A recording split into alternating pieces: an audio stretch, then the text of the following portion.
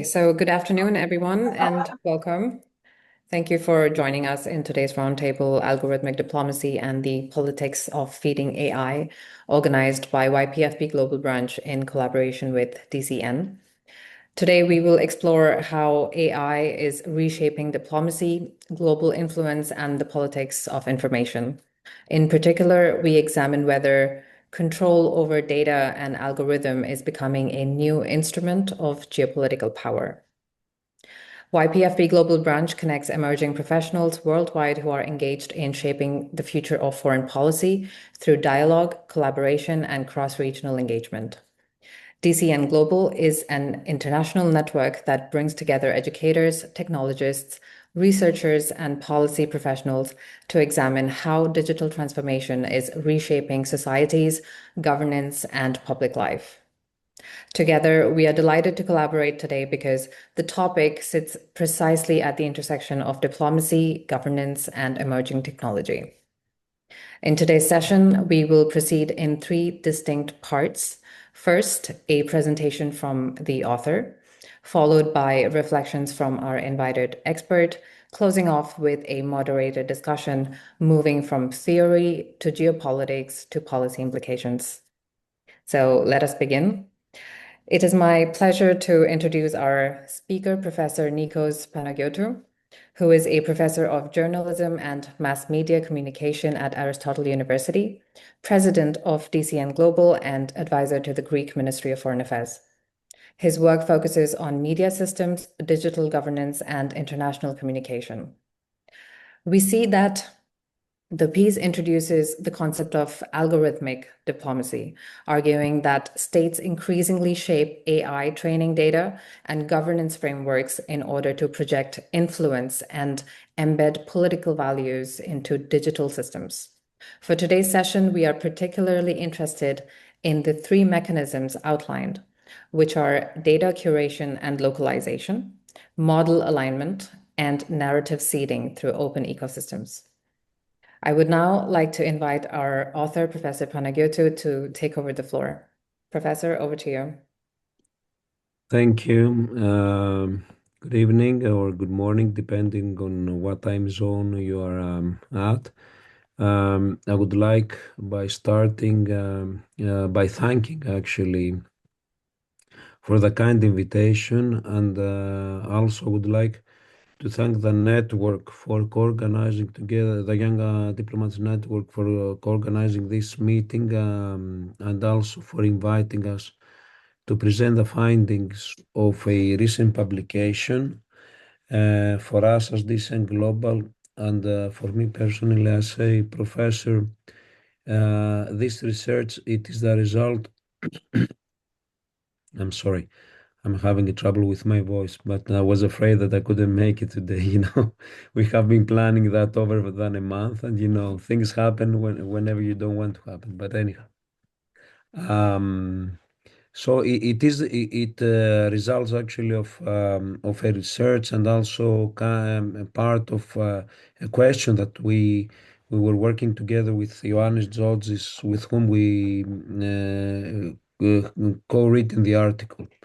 So I will start my presentation. I have some slides based on actually on the main elements of our article, and just give me a minute only just to share my screen.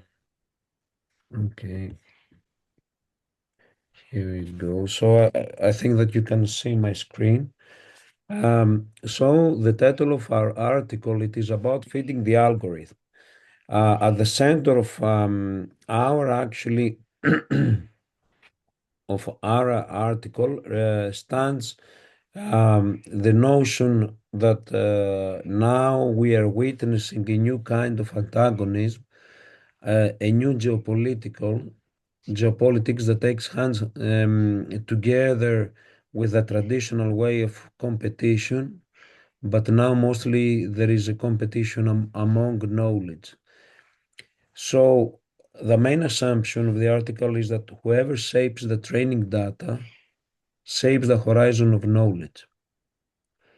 This article of what I will present today is complemented by a recent publication of mine in Times of India that I had the honor to be published in Times of India, which is among the world's oldest newspapers, and where I actually argue about AI knowledge gap. The main argument there and the main argument here it is that what we are witnessing it is that people will rely more and more on what they will be fed by the algorithm or what they will find through AI. And this will create a gap in knowledge because for a percentage of the population, it means that they will totally rely upon AI. So whoever shapes the training data shapes the horizon of knowledge and understanding. The core argument of our article is that AI is not a neutral infrastructure. Training data became a geopolitical resource, and the nations, taking into account what is happening now in the Middle East and in the world in general, they do continue to compete over territory, military power, or even media narratives, as we have seen now with the war in Iran. Among the first targets that have been hit were the Iranian news agency. But this actually refers to an older paradigm. Now, nations are fighting over data sets, alignment protocols, but most importantly, are algorithmic standards. It is as it has been said immediately after the inauguration of President Trump that there is a new competition taking over, the race of AI. Professor, I'm so sorry Professor, to yeah. interrupt. Would you be able to increase the screen size because we are unable to? Yes. I'm sorry. Thank you. No. Thank you. Okay, I will do it like that. It is much better now, isn't it? Yes, thank Yes, you. great. Thank you. So mostly nations are competing over data sets, alignment protocols, and most importantly, algorithmic standards. So this constitutes a structural shift. What it constitutes in 20th century, a control of broadcast, propaganda, and message framing, as well as investing in media empires. Now there is a shift now. Who will control the data sets upon which AI will be trained? Who will control the relevant protocols? Who and under which or no restrictions we will have a model training? But most importantly, upon the epistemic infrastructures that they will define actually the pace and the element upon upon the algorithmic competition. Having said that, we know that AI systems, they frame reality at a scale. More and more we are witnessing that. And just to give you actually a very distinct example, it is the fact that more and more media conglomerates, they are witnessing that most of their traffic comes directly from AI agents rather than the traditional Google search. To some of them, they have even reported that it has decreased even by 40% the data traffic that they get from traditional Google search in comparison with AI. So AI systems, they mediate political knowledge. More and more, we tend to rely on what we get as responses to questions that we ask in AI systems. Even this challenge, the old notion that I will have to be trained even to attend to a university or even to memorize knowledge, since whatever I want to learn, it is there. It is just a click away. It is just a question away. To that extent, they influence decision-making, both civilian and military. We have seen recently the discussions that have taken place among the Ministry of War and Anthropic, as well as OpenAI. So this is not just a communication. This is about a computational hegemony, and most importantly,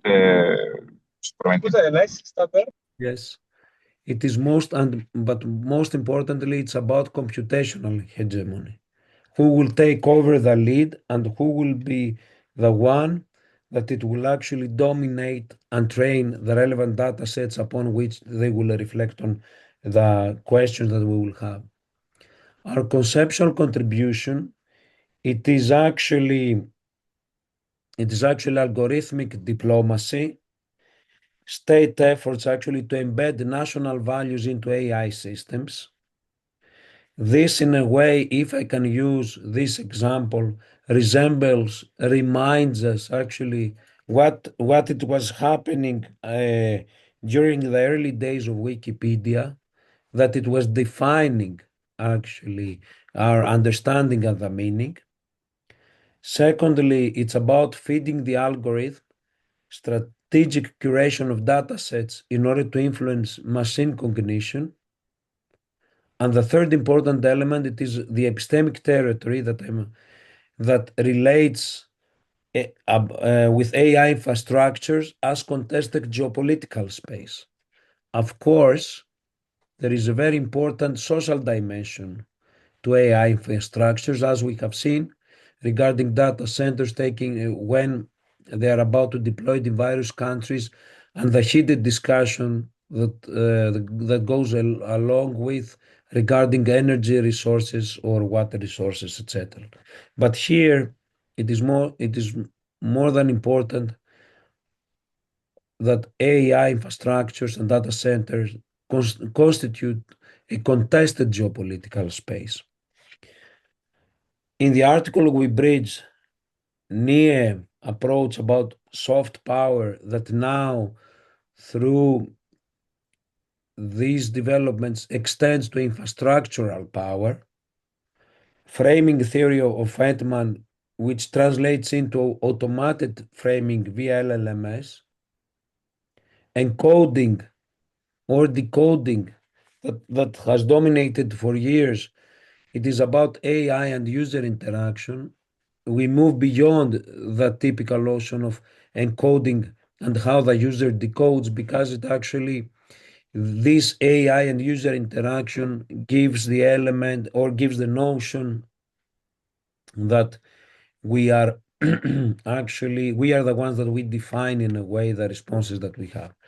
The old propaganda model that has been developed by Herman and Chomsky through the structural bias in data sets through which the algorithm it is being fed, and this is actually a critical element, and data colonialism, which is actually relates with the extraction and epistemic inequality among the countries, and mostly among the ones that they possess both the skill of computational power along with their own population critical understanding of the use of AI. So I think that there is a shift, and we have to move away from media studies to AI mediated global communication theory. Three are the mechanisms of algorithmic influence. The first one, it is about data curation and localization, data security laws, sovereign data repositories, linguistic prioritization, mostly in English, cultural filtering, to that extent that data becomes digital territory. The second mechanism is about model alignment and the element of fine-tuning. It reinforms learning from human feedback to a certain extent, since more and more we have AI being trained from synthetic data. We have actually safety filters or ideological compliance, as we have seen that it has been implemented in some countries and especially in China. So there is a shift from content moderation to actually model imagination control. This takes us into the third mechanism, which is what I define as narrative seeding. So the strategic publication of policy reports, research papers, digitized archives, and think tank material. The goal is not just to persuade humans directly, but to influence what AI models learn to consider as authoritative, what they are led to consider as a main element of meaning, through which they will actually define the meaning, with which in turn they will feed, if you allow me, the user. So now allow me to move into comparative geopolitical models that are applied. The first one is United States infrastructural liberalism. So it is a market-driven dominance where we have private soft power, OpenAI, Google, Meta, Anthropic. There is, of course, the English language structural advantage. There is the platform diplomacy, since there is the element of big platforms, and this leads to feeding AI through actually volume of data. We have in China, in contrast, we have actually the algorithmic nationalism, which actually we are witnessing an ideological alignment loss. In 2023, generative AI measures that led, among others, in the prohibition of big platforms to operate in China, or their AI models to work in China. In their ideological alignment law, socialist core values embedded in their systems. They are training the domestic ecosystems through the vast data that it is produced from their population. And of course, critical here, it is the road of digital Silk Road, that it is used as an expansion element. So again, AI, it is being fed through a ideological discipline that we have seen that is happening in every sector of the economy of China. In Russia, we have the informational autarky, authoritative regimes, where we have actually a struggle to implement a sovereign internet strategy. We have seen, though, where this led. It was not actually a success, but in many times it has been a failure, as a recent one in order to block Telegram. There is the Russian language insultation. There is a narrative coherence over diversity, aligned with the efforts of President Putin all these years in order to impose a specific ideological model. And feeding, in this case, AI, aims to defend regime legitimacy, taking though into account the expansion or the investment that Russia has been doing all these years and before, in order to create this fake news actually industry. We will have to be very careful in these efforts as well, that aims again to build a specific and promote a specific regime legitimacy.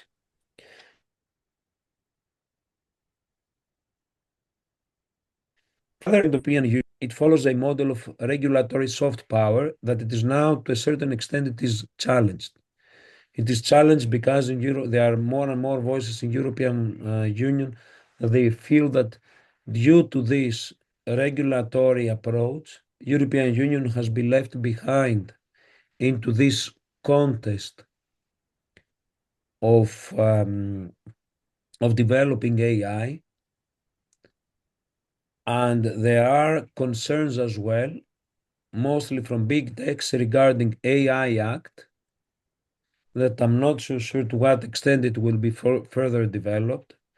The Digital Services Act, the European data spaces, as well as the Brussels effect that in general we discuss about the phenomenon where European Union approaches things through a regulatory aspect that actually feeds AI with norms rather than volume. This actually results from EU cultural history and approach towards the data protection, and that resulted as well, among others, in GDPR. But I'm not so sure to what extent this model will continue to that extent to exist, taking into account the huge pressure in order to be competitive and in order to be among the AI race. We will also wanted in the article we emphasize also about the Gulf states, where AI it has been seen as part of their effort of modernization. So uh, in this case, we have seen an Arabic linguistic revival. They invest a lot in building huge data centers in order actually to promote a tech-driven soft power that results as well with what the Gulf states have learned through what I call the example of Al Jazeera. Through the creation of Al Jazeera, they have actually, the Arab world and especially the Gulf states, have managed actually to have a say, to have their voices heard through the media, the traditional or even beyond media systems. So through their element, they feed AI to enter the global epistemic arena and in order to be visible as well, following this model that I call it Al Jazeera model. So what about the global south? This is where we have an epistemic pluralism. So we have a decolonial data commons in order to repeat again what we have seen during the 70s when there was a huge discussion about how they can actually empower the media narratives through the creation of national news agencies in order as another arena that they would fight colonialism. So they create participatory NLP and they feed AI to resist digital colonialism. This section actually results from propaganda to protocols, which actually the old influence is about persuade audiences, where in our case, power, we argue that it is exercised before the message is generated. And in this case, I argue that feeding actually, there are major security implications because feeding the algorithm affects intelligence fusion, military decision making, threat assessment, early warning system, but most importantly, about the discussion about autonomous defense systems. Autonomous defense systems and taking into account again what is happening now, it is happening in Ukraine. And most recently, we are witnessing what is happening in the war in Iran, where we have actually drones of $20,000 against airplanes that cost over 200 million dollars. This is actually, it shows another stage where we are, and especially it raises concern about how we will be able actually to regulate the autonomous actually war machines, I would say. So algorithmic bias, in this case, it can escalate conflict. It can shape actually in a totally different way war justification narratives. So in this case, soft power is now intertwined with hard power. It's not as distinct as it was before. And this is my last point where I argue that artificial intelligence is no longer a tool of communication. It is actually the infrastructure of meaning, and most importantly, the one that it will feed the algorithm. It will shape what the world knows. and what the world knows shapes what we believe and ultimately how we act. And this might not be as evident as before, but more and more, and especially in the younger generations, it will be evident. I'm witnessing that in the university, and I can tell you actually, based on taking into account um, the element of AI knowledge gap that it exists, that it leads actually into a situation where we will actually, the one that fits the algorithm, it will be the one that it will in a way influence and affect how we approach and understand the world. Thank you very much. Thank you for that insightful presentation, Professor. We will revisit some of the points that you have raised in a moment. So we now turn from authorship to independent reflection. Our invited expert today is Andrea Castagna, Public Affairs Specialist at the Center of Future Generations, whose work focuses on EU governance, emerging technology policy, and institutional strategy. Andrea, we look forward to your perspective on this.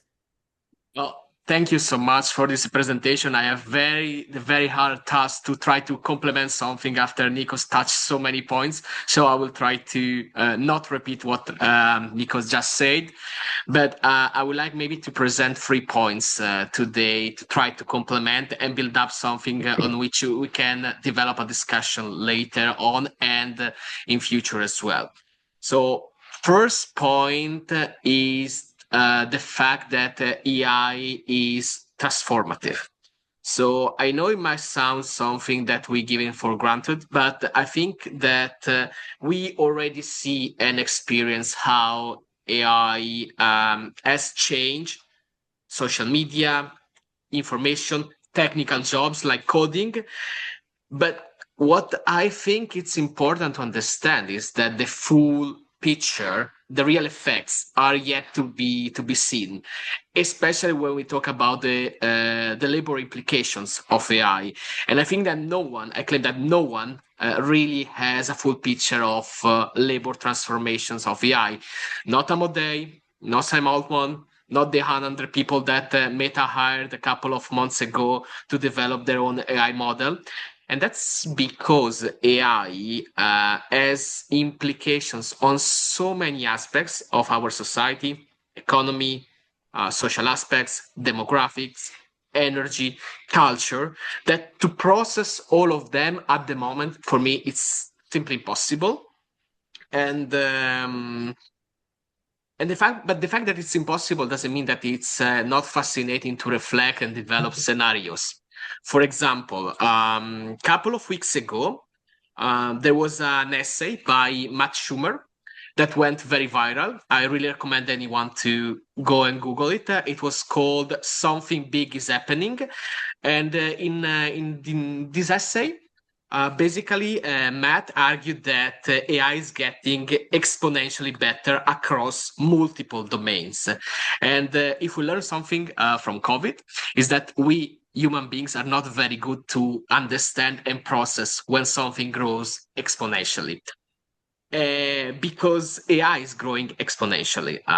Couple of years ago, AI could just do basic arithmetics, and now it's really going much more into coding, and it's getting better at working on software and develop scientific outputs. So again, everything is going exponentially better. But again, what I claim is that the implications are so complicated that no one in the world knows exactly how and which sectors will be impacted first.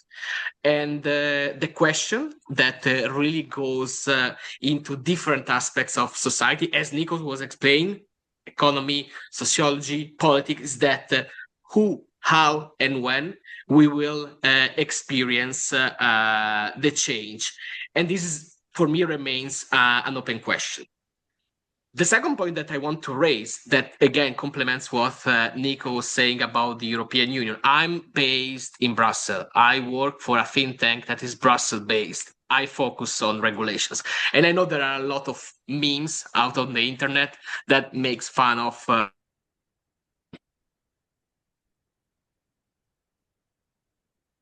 we lost Andrea. Sorry, it's me. We seem to have lost Andrea.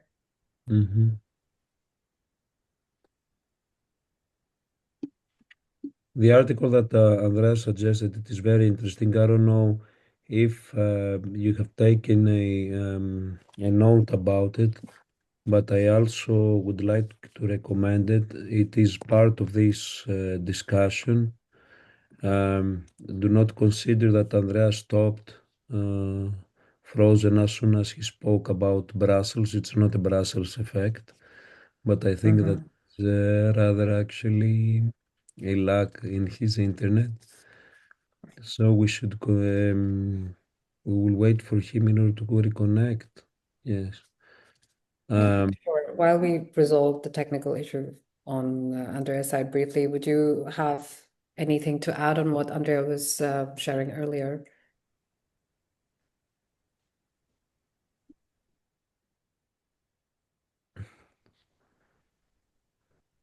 For that, the question was for me. I'm sorry, I missed. Yes, yes, that was directed at you, Professor. Sorry, yes.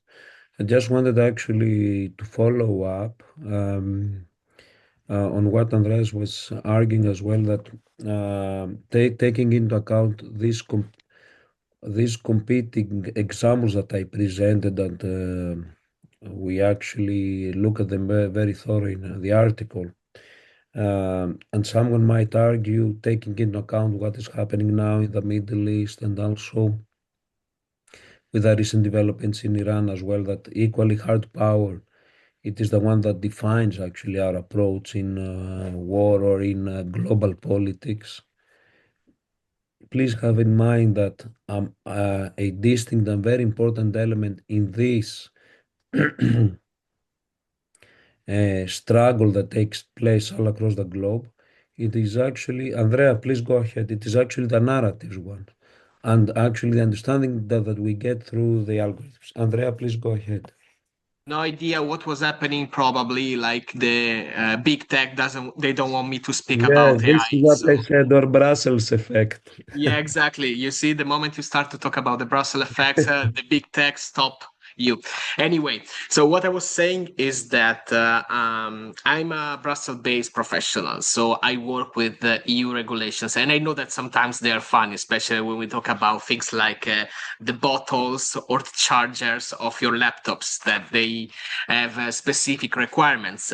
But I think that, this is a bit how democracy work, and the Brussels effect is really an elephant in the room, because the fact that AI is getting exponentially better make regulations extremely difficult in the AI domain.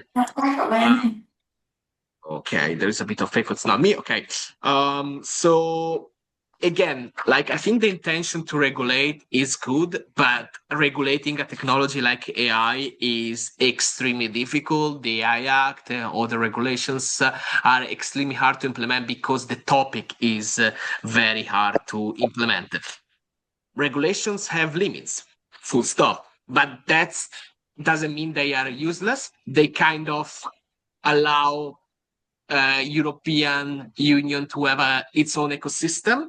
And as Nikos was saying, like, it's a different model that might work or might not work. We will see it in future. But a very good friend of mine once told me, like, you won't stop the rain with your umbrella, but doesn't mean that your umbrella is useless. And I think that's valid for regulations on AI as well. AI regulations won't stop any kind of potential harm that AI can cause, but they're very good to navigate the potential challenges that the AI can bring to society. And looking at the topic of algorithmic diplomacy is really like a very good way to approach regulations, and something that personally I would like to see more in future. And the third point I wanted to make, it was related on what Nikos was discussing about these new forms of colonialism in the age of AI. Couple of months ago, I was in Africa, more specifically in Kenya, and I was talking with some colleagues there that told me that basically the only African language that is currently accessible through ChatGPT and Claude is Swahili, because Swahili is a very largely spoken language. Kenya, Tanzania, and other countries are really lobbying African Union, UN to have Swahili to use Swahili as an official language in the UN agencies and in the African Union agencies. So, the status of Swahili is pretty high, and there is a lot of material written in Swahili that can be used to train large language models. On the contrary, there are a lot of African languages that don't benefit the same of exposure. Another example from Kenya, the Maasai language was codified only in a written form in 1955. So every kind of story, content in Maasai exists in a written form only if it was codified after 1955, which means that basically large language models cannot really work with anything that was produced before because it was produced in an orally form. And again, Africa alone has over 3,000 local languages, and the vast majority of them are invisible to AI and the current large language models that we use. And this is the kind of inequality, this is the kind of gap that we experience. There are a lot of content that doesn't get into the data sets, so it's pretty much invisible for AI. And this is a big problem now, but it's going to be even bigger in future because what is not entering today in the data set won't simply exist because data sets are not just neutral archives where, a bit they're not the equivalent of Wikipedia where everything goes inside. The things that go into data sets to train AI are made through editorial choices. So every voice that goes into the data set is something that will be preserved for the future. And this is something that we have to pay more and more attention. Because again, if something won't go into the data set now, the risk is that it will simply stop existing in the future. And the fourth and last point, connected with what I was saying right now, is that at the same time, we see that a lot of data sets are getting polluted by AI-generated text and AI-generated content. And just to give you another example, there was a research published in 2024 that tracked around 4 million articles that were fed into Western AI systems, in which then they were used, of course, to train AI, and because of that, over 33% of responses by different models, including Gemini, ChatGPT, and Claude, contain pro-Russian misinformation, and this is something that it's extremely scary because it shows that again, what goes into the data set is not neutral. The information that we decide to use to train AI can really be used to spread disinformation. And at the same time, those countries that do not develop their own AI models and their own data sets will be more subject to this information that will pollute their media sphere and informative space. So we should be extremely careful about what data we use to train AI, how the AI is developed, and what goes into the data set, because we have seen Russia doing that, but it doesn't mean that other big power in the world won't try to do it, especially in local contexts that are fragile and more vulnerable to disinformation. And I think this is another point to pay close attention to, and the fact that we start to discuss about algorithms and how algorithms can be part of a geopolitical discourse is very important. That's why I'm very grateful to Nikos to open up the discussion as part of this event and through its publication. I'll stop here because I have a feeling that I was speaking too much, but I'm happy to answer any questions you or anyone else might have. Well said, Andrea. Thank you so much for sharing those valuable insights. And thank you for sharing those examples of the language gap within LLMs and also the risk of data pollution used by these models that might potentially spread misinformation. That was very interesting to hear. We will now move into our moderated discussion section. This first segment focuses on conceptual foundations. This connects directly to the ideas of something that Professor spoke about a moment ago of epistemic sovereignty, data colonialism, and shift from traditional media framing to algorithmic framing. So something that he already mentioned. So our opening question for this section is, under what conditions, if any, can AI systems function as political actors rather than neutral tools? I invite any one of you to begin. For me, I will, since I think that I've spoken a lot, I don't want to over-dominate the space, but I think that AI systems are political actors. To the extent that they're not visible ones as before or as the traditional ones, but actually they constitute a major source of knowledge. To that extent, they define meaning. They define how we understand the world or the political affairs. Just imagine, for example, about Iran and the current situation. If someone wants to receive an analysis or doesn't know anything about Iran and resorts to AI, doesn't that constitute a political actor, not with a traditional sense, but with the element that actually defines the meaning and approach that we have in the systems? Thank you, Andrea. So I think I don't want to sound too provocative because I know that there are different scenarios and timelines. But I think at the moment, yes, a political system can be considered political actors. However, we don't fully understand the implications yet. As Nico was saying, yes, for instance, if someone wants to know more about a specific event and ask its own LLM system to give information, we will get something that might be shaped by different informations and the information that goes into the data set. But I think that we will see more and more AI systems that will act as political actors, especially if models will become more powerful, and especially if we will see big AI taking over entire information systems and sector of the economy.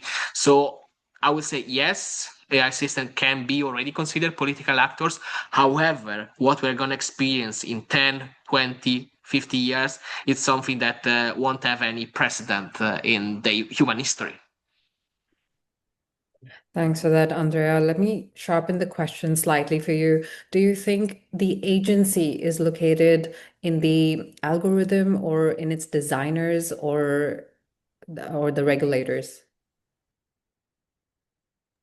I think it's a combination of the two. So again, the AI that we're experiencing nowadays is largely LLMs. So for those, I will say that the data set and the algorithm is what really matters. But for future systems, especially if you want to go down to talking about AGI and other powerful systems, that's a totally different story. But again, the full implications of that are extremely hard to understand. I'm sorry if I'm repeating myself when I say that the full implications are hard to see, but I think this is this is exactly what makes AI so fascinating, that we are at the very top of a curve that goes up, and we will experience more and more things that we can't simply imagine at the moment. Yes, Professor. If I may add on that approach, I think that more and more what it is actually constitutes the major switch of a paradigm is the fact that the data upon which AI is trained, how the society perceives this data. It's not about only regulating. I mean, regulating might keep actually the discussion into an upper level, disengage with the society, and on the same time, the society, it feeds the algorithm with medical data. It waits to receive actually responses about our medical condition, and at the end, we will reach to a point where we will question whether or not we need doctors, we need scientists. Since I have there a scientist continue with me. It is a major shift that is happening in the society level, and this is why it is more than important. And among others, this is a critical challenge on how we will involve the society in this discussion. Equally now promoting media literacy, we have to invest as well as AI literacy, etc. Thank you. This is the best that we can do in order to serve the society. We should not only stick into a regulating level, but equally we have to be more active, proactive. We have learned a lot of lessons regarding disinformation that Western societies, especially, have been caught in surprise. We shouldn't allow this to happen also with AI. Thank you for sharing. And relatedly, I have another question under this segment, which is data control the new form of cultural imperialism? What do you think? I can go first. Yes, please, Andrea. I think absolutely yes. The example I was making on Africa made me extremely worried about how data is controlled and how data goes into data sets. But at the same time, I think that the infrastructure is equally important. And for example, we see that to create powerful AI nowadays, you need the right chips, and those who control the chips are more. They exacerbate this kind of let's say chips colonialism, sort to say, because at the moment you can really develop powerful AI only if you have the right chips, and that's something else that we should really pay attention to, because the infrastructure is equally important as the data, and I think the tensions that this issue will cause in future are extremely worrying, because we might see countries, groups among society to fight over the control of the most powerful chips, especially for the models that will emerge in the next decade.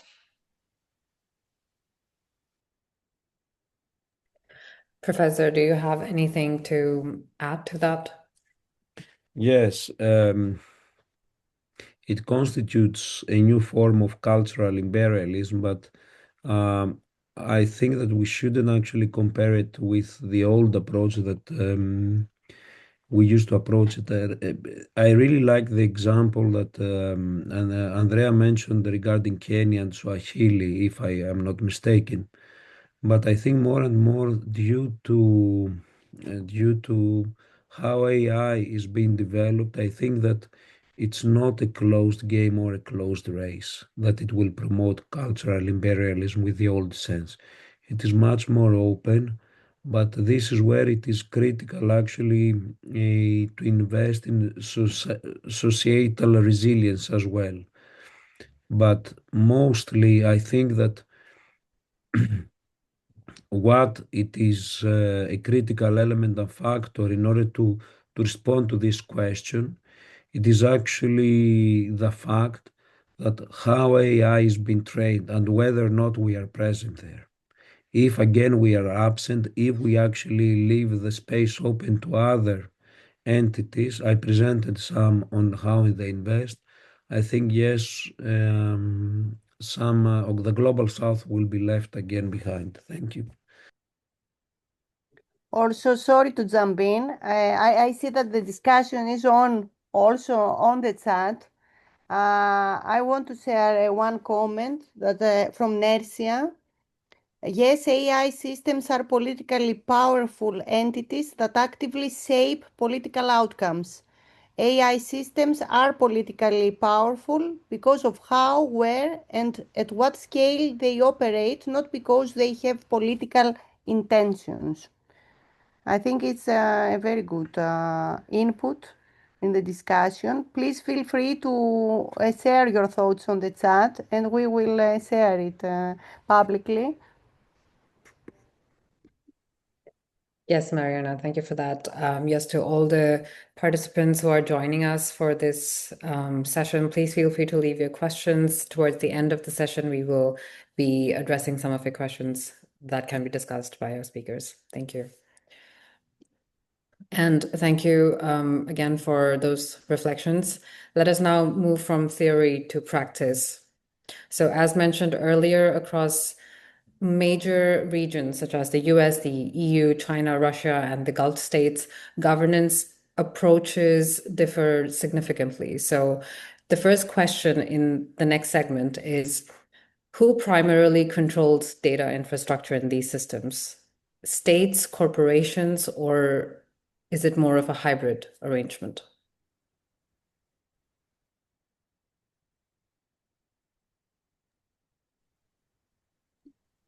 Will I break the ice again? Yes, Andrea, please go ahead.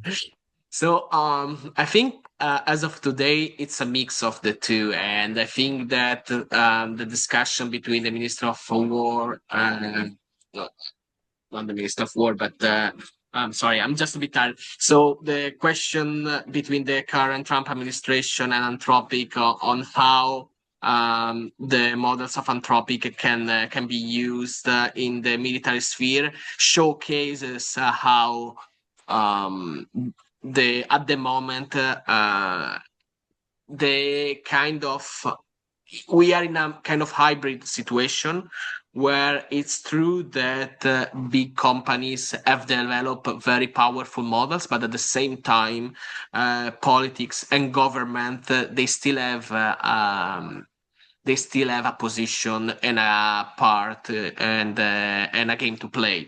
So I would say that we are in a kind of hybrid format, but I don't know how stable this kind of format can remain, because again, if we look at other parts of the world, namely China, we see the kind of opposite. So I would say that in the Western world we are in a hybrid format, but if this is gonna be stable or not, it's a big question. The one I will start the discussion from a different end. There was the notion or the approach that big tech are too big to control, etc. But what we have seen in the recent years, we have seen that more and more the big techs are abiding by the rules that actually state entities, USA or China, are setting. So it seems that in each model there is, in a way, an autonomous approach, or the big techs are the ones that they are mostly grasp or they have access to data. But I think that equally important is the role of the state. I will use a recent example of how UK has handed over Palantir, a big contract regarding the health system and the health data of UK citizens, actually. So who owns this data anymore? Are the citizens? Is it the state, or it is Palantir that I used as an example? So it's a very a challenging question. We have seen that the New York Times have sued or have taken into courts actually the big tech, especially OpenAI and Meta as well, if I'm not doing wrong, regarding the control over data. But there's going to this is one aspect that we should have into account. The other element, it is what I challenge also into the article. It is the fact that AI systems, our data is not enough. This is something that we cannot understand or we cannot accept. But imagine that billions of people that generate trillions of data are not enough. So we are moving into a new stage where there's a need to create data in a synthetic way.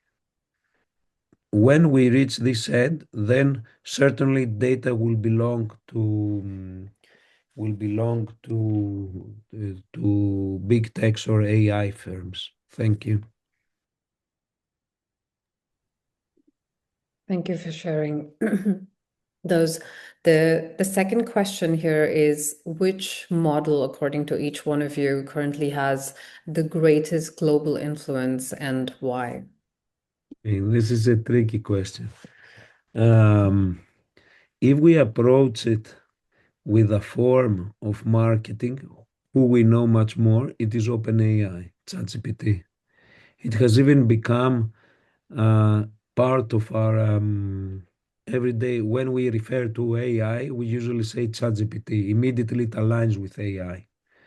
So, taking into account this approach, it is ChatGPT.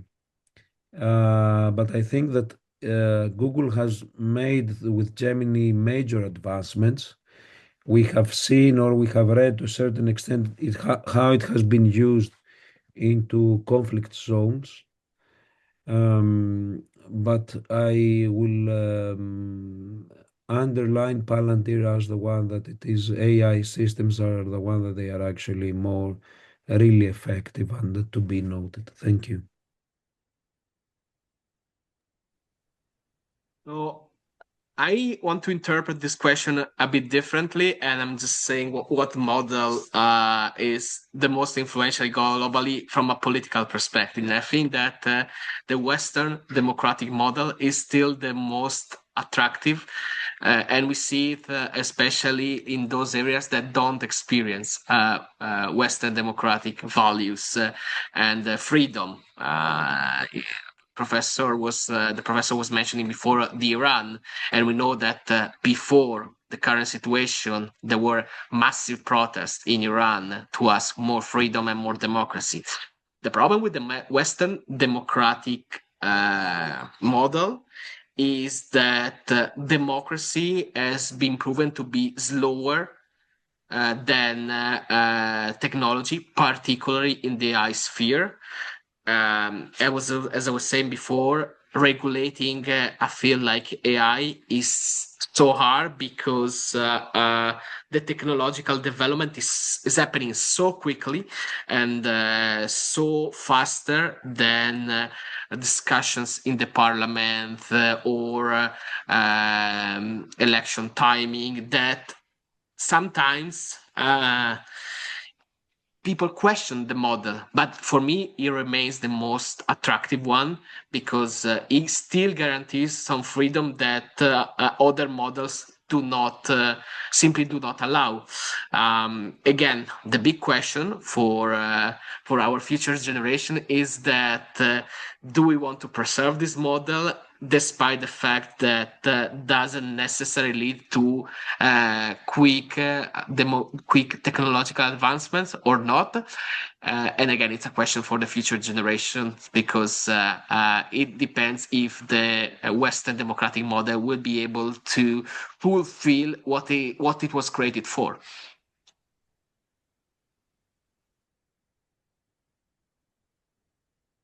Thank you, Andrea. Thank you for sharing those examples and for bringing the question back to a policy level. That was very insightful. I'm going to keep us moving forward so we can try and cover all the themes that we have on the agenda. Let us now shift from analysis to consequences. One concern raised in the article is algorithmic dependency. So the next question is a two-part question. What risks do smaller states face if they rely on external AI infrastructure? And the second part of the question is, what role should international organizations play in creating more inclusive governance frameworks? Please take a moment to think. Perhaps someone would like to start us off.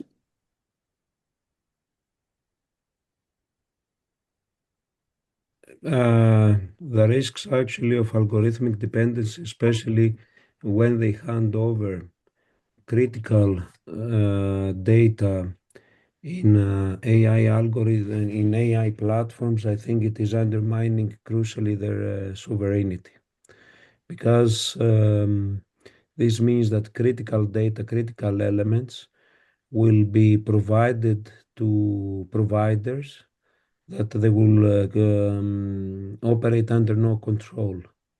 So this creates a new form of dependency that we have never seen before in the past.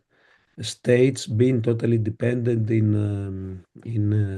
from companies that they can actually turn off the switch. So to that extent, I think their sovereignty and it is critically challenged. So they have to be very careful on the way that they hand over their data, to whom, and under which conditions. I concur 100% with Nikos, but what I'm interested in is in the chat, because someone just said that he or she is from Sri Lanka, and I think this is a very relevant question for a country like Sri Lanka that sits very close to an AI superpower. So sorry for maybe jumping into it, but I would love to know what a person from Sri Lanka thinks about this question. Yes. Hello. Hi. I'm Upeka and I'm from Sri Lanka. So can I speak? Yes. Yes, Upeka, please go ahead. Okay. So in terms of the question that was stated, it actually is what I was asking in my own words. So currently, as a small island state and a developing country, I feel the current political state is more influenced by China, with a lot of debts that we had acquired, like with the current and the previous governments that we had come into agreements. So, and meanwhile, the current government is trying to enhance more positive bonds with Europe and the global north. And sometimes in between those agendas, we also get driven by India as being the upper arm of the South Asian continent. So what I feel is we don't have, as mentioned in the slides, we don't have an act, or we are not aligned with any digitalization process. We are just starting to get everything on digitalization platforms. Like India is helping to get it right now sorted for us through the experience that they have developed the economy for 10 years. So my understanding right now is we haven't pulled anything properly, and next 4 years we are coming into another election, and I have the gut feeling that what you all are saying and highlighting, and with all the stats, there'll be a huge AI influence for the next political leader that is going to be elected through another 4 years' time. And it will be more or less governed by, influenced to like all the general public through AI. So there will be a lot of problems with transparency of the decisions that are, and challenge democracy. Is it democracy or it's AI influence? So that's my understanding.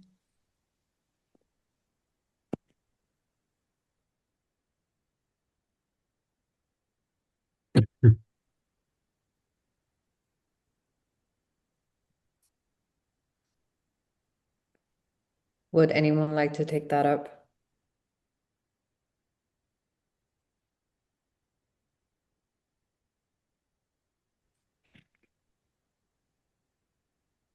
So I will try maybe to. So she touched a lot of points. Maybe something just to come back to international organizations, because I think, especially in the case of smaller states, and well, fantastic question number 6 complements a bit like what I'm about to say.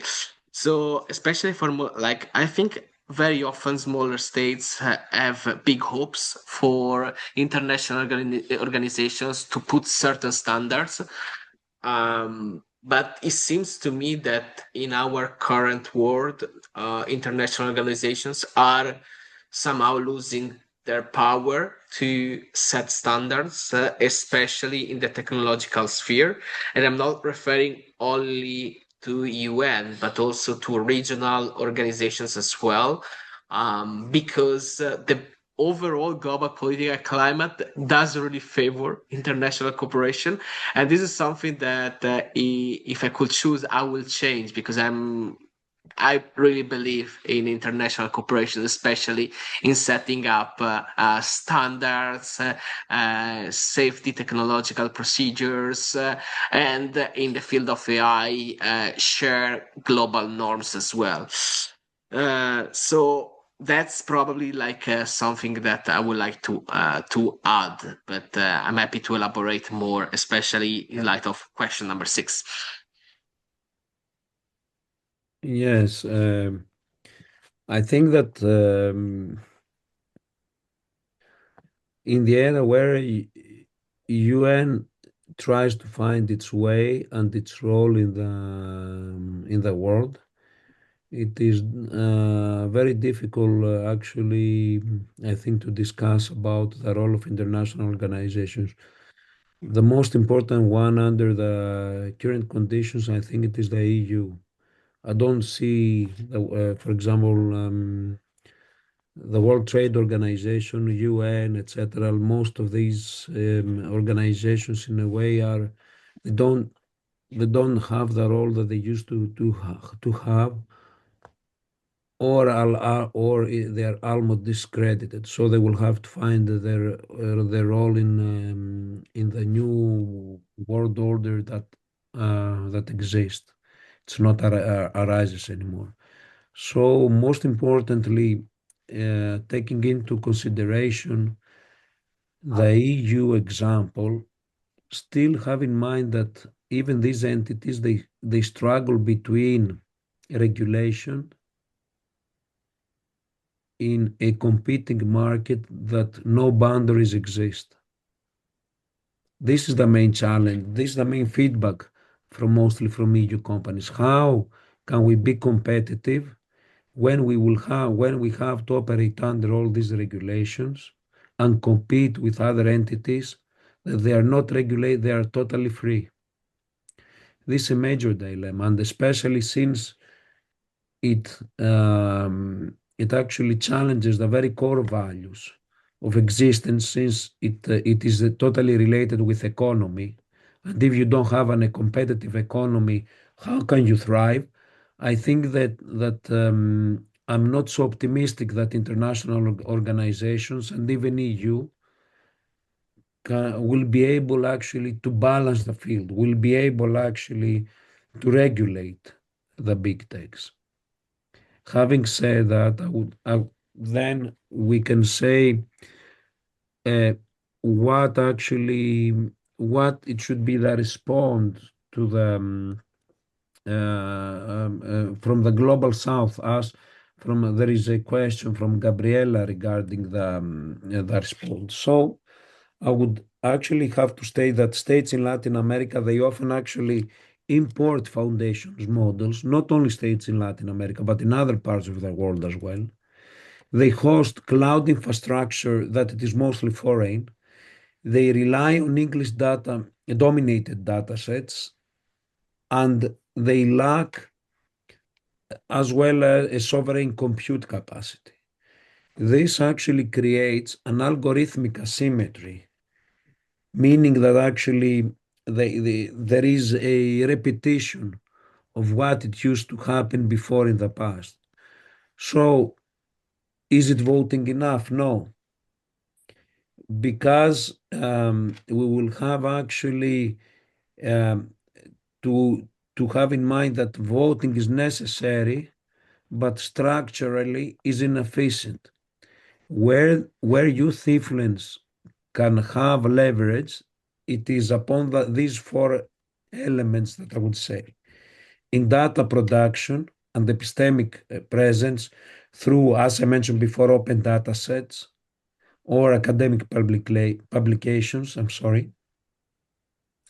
youth can produce actually high quality content in Spanish, Portuguese, etc. Digitalize local histories and cultural archives in order to feed the algorithms as well. It is slow, but I think it is structurally powerful in order to be able actually to create the data sets that it is needed. And the last element, I think it is about policy advocacy and the regulatory pressure that in a way consists of what Gabriela is asking about, how youth and participation in the elections can influence. Thank you.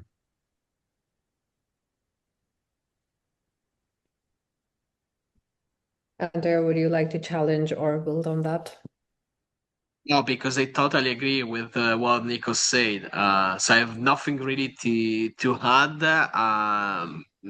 And again, so I think that international organizations, including the EU, will survive only if they will prove to be useful for their citizens and for particularly the EU for Europeans today and tomorrow. So, like I think that's something that we tend to forget. So international organizations are human structures, and human structures survive if they're useful for the people.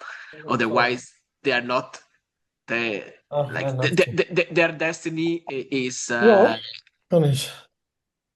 But someone is speaking or something, or well, anyway, I think I made my point clear.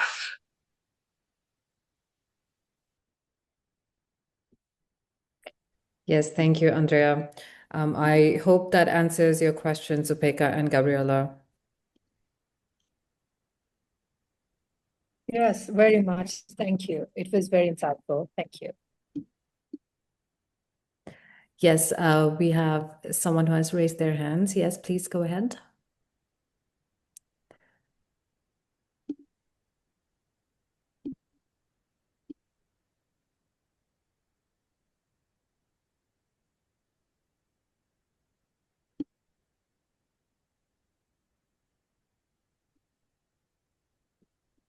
Okay, I assume that was a mistake. All right, so we are heading towards the closing of the session. Would any of the speakers like to share one last reflection before we move on to taking more questions from the chat?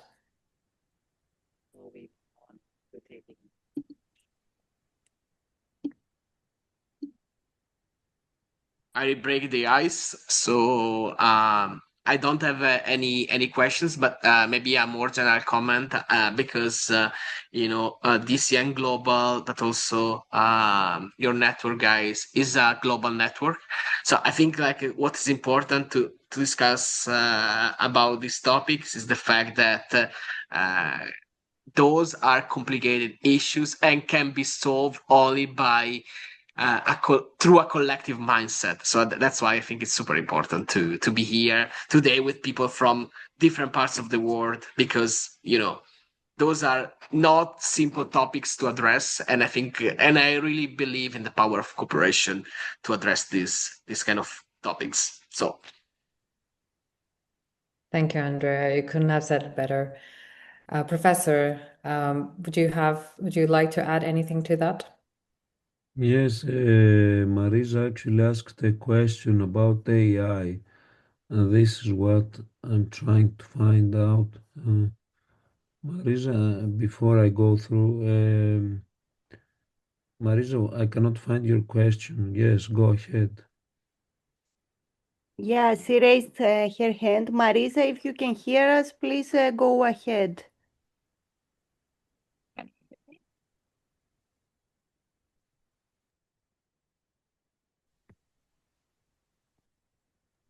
Can you hear me now? Yes. Yes. Yeah, I had a question regarding the previous question topic you mentioned about stability of AI systems and how we implement, and that it would be a big question. And I think that stability in all inventions when we have or breakthroughs in technology or science comes always hand in hand, side by side with the development. I mean, you have stability and credibility along with the development of breakthroughs and inventions. This is what I wanted to add before regarding your question. And we have all the periods and all the years, new things coming and breakthroughs. This is how it goes. That doesn't mean that we don't have also stability. It's like journalism, that you have to update all the years information to be informed about what is happening in the world. But it doesn't mean that you don't have credibility in what you write, what you say, or what there is in the breakthroughs or the inventions. Thank you. Thank you. Yes, I would like to take the floor and suggest that all the questions posed here and the discussion that it has been generated, I think that it highlights the importance of this topic that has a lot of dimensions such as geopolitical elements of economic dependency or not, economic prosperity. It has elements actually of how we define who will actually structure the day after. And what I'm really happy and proud of it is that this is an initiative, and I would like once again to thank young professionals in foreign policy and DCN Global that I'm part of the organization as well. They represent actually both organizations, they represent the global community, and they highlight what actually these type of initiatives can generate, can produce, and put forward as a discussion. Thank you very much for all the discussion and all the questions posed. I'm more than happy to continue and looking forward actually for the next events. Thank you. Special thanks to Marianna, to Miss Selvan as well, and Andrea as well that participated, as well as Anna Márquez as well that actually organized and contributed the most in order to be able to have this webinar today. Thank you very much once again. Thank you, Professor Panagiotou. We really appreciate your words, and it's been a pleasure talking to you as well. Do you think we can take 5 more minutes to answer the question in the chat before we head to the closing of the session? Yes, yes. All right, we have one question from Augustine. They ask, how is the rising demand for AI infrastructure affecting mineral extraction in vulnerable countries, especially in Africa? And are there sufficient policies in place to protect them from economic, environmental, and geopolitical exploitation? I'm happy to pick up this one. And the simple answer to this question is no. I don't think there is any sufficient policy in place to protect people from environmental and geopolitical exploitation. However, I think this is a tremendous topic that the global AI and tech community should address more, especially because we tend to consider until very recent times, we have considered technologies as neutral, but they are not. Every technology, the development of every technology has deep economic, environmental, and energy impact that we should always address. And in case of exploitation, we should be able to point the fingers at the problem. Unfortunately, those topics are sometimes they don't raise the necessary awareness. And I think this is a problem of the global tech community. We should be more aware about the fact that each technology had negative aspects that sometimes are not taken into account, and it's up to us to use our own voice to point at the problems and to elaborate solutions, either at the policy level but also at the very practical level as well.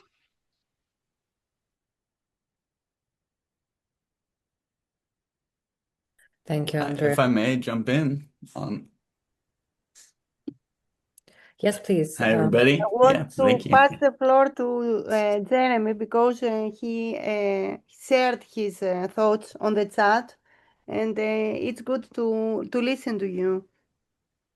Well, I appreciate you all jumping in and making this space available today to connect and talk about these things. As you said, you've all brought up very astute points, and I think pointed at a lot of these gaps that exist in the space. And that, as you mentioned, Andrea, is truly only what we can point at. To grasp it, knowing what's coming or how this really affects and integrates into our society globally is very difficult. And I would just like to add that it was particularly the gaps in, as you were talking about the global distribution and the accountability aspect in response to the question about the mineral extraction from, I believe, sorry, I'm missing your name, I think Augustine, yeah.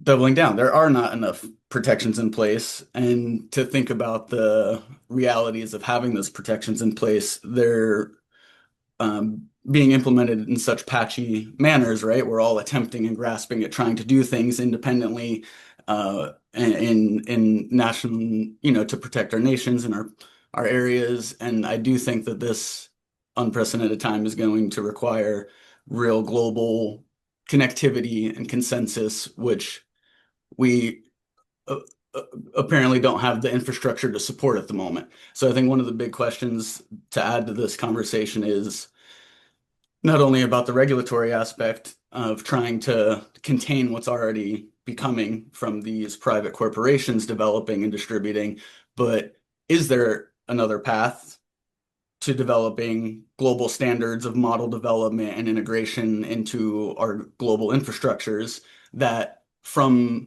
the initial design of them is actually empowering and implementing these values that we're discussing today, rather than trying to regulate them retroactively into these models that were not designed to function in these manners. And obviously, as I mentioned, we're grasping to gain control over what has happened, but I think simultaneously, as important as that is, it begs the question, should we also be working on global development in a connected manner to sidestep what we see happening and showcase those new solutions, which I don't have the answers for, but I think talking about them and finding professionals that can probe that question further and start designing with these things in mind from the get-go could be a very beneficial solution. And welcome any questions or thoughts, or if anybody has any knowledge of any companies or organizations that are doing these things, starting to design and build anew rather than just trying to course correct what exists already. Thank you all.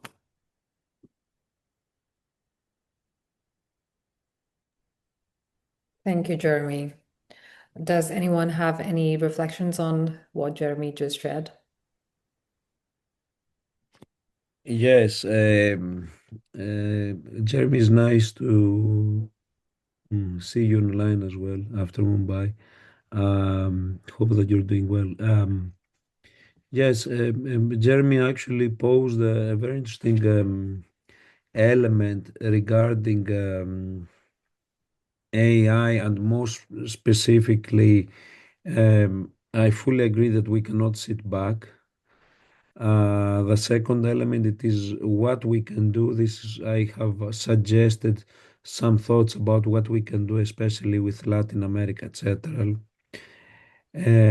How to begin to build systems that empower the values.